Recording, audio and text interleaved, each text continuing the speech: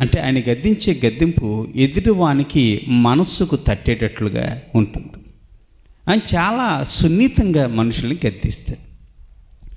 ఆయన గద్దించిన గద్దింపుకి ఎవడైతే లోబడతాడో ఆ లోబడిన ప్రతి వాని జీవితంలో ఆశీర్వాదాల వెలువ కుమ్మరించబడుతూ ఉంటుంది. నిజంగా దేవుడు మనల్ని ఎప్పుడన్నా అలా గద్దించాడా? నా కుమారి, నా కుమారుడా, నీ జీవితాన్ని మార్చుకో, నీ పద్ధతి మార్చుకో, నీ ప్రవర్తన మార్చుకో, చక్కగా జీవించు, నా సన్నిధానానికి వచ్చి నన్ను మహిమపరచు, నీ జీవితంలో నేను ఆశీర్వాదాల జల్లులు కుమ్మరిస్తానని దేవుడు చెప్పినప్పుడు ఎంతమందిగా మనము ఆయన సుఖమెత్తనైన ఆ గద్దింపుని మనం స్వీకరించాం. మనం స్వీకరిస్తే మన జీవితంలో ఆశీర్వాదము, స్వీకరించకపోతే ఆ జీవితంలో ఎప్పుడు కూడా నరకము, విషాదము, పాపము అలుముకుంటుంది. అలా గద్దించిన మనుషులు